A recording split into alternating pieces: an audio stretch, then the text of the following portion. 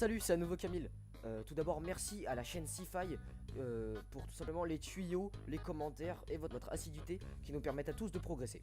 Aujourd'hui, pour vous remercier, je vais partager je vais partager avec vous une expérience fun et super utile. C'est pour toutes les personnes qui s'ennuient en cours, soit parce que le cours vous ennuie et que vous vous y intéressez pas, soit parce que ça va trop vite et que vous n'arrivez pas à tout comprendre et à tout retenir.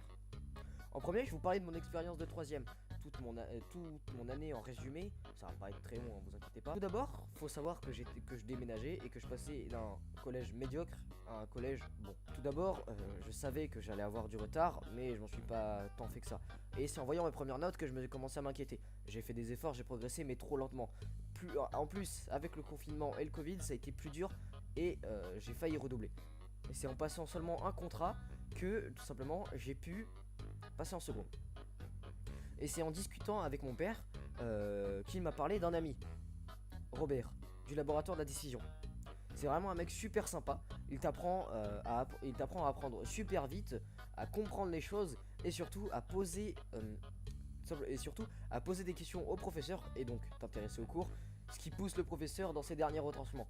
Cette méthode, la méthode qu'il m'a donnée est vraiment utile car elle m'a permis d'avoir beaucoup plus de temps pour moi. Robert, il t'aide à prendre les bonnes décisions au bon moment. Et voilà comment ça s'est passé pour moi. Tout d'abord, je lui ai expliqué que j'étais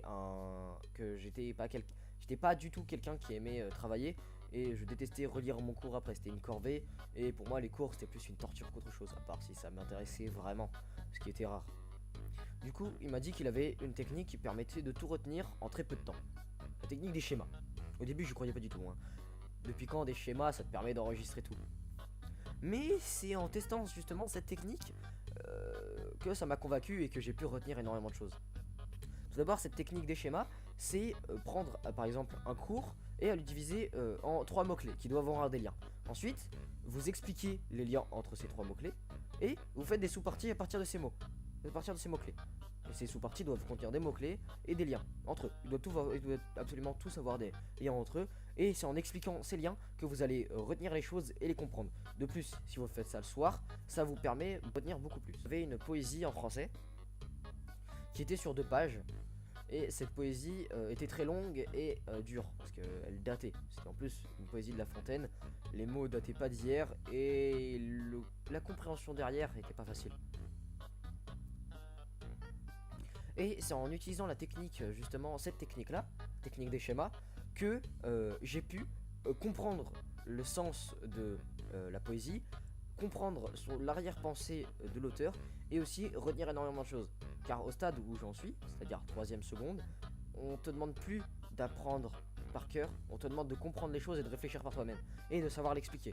Et grâce à cette technique, j'ai pu faire tout ça. Et voilà.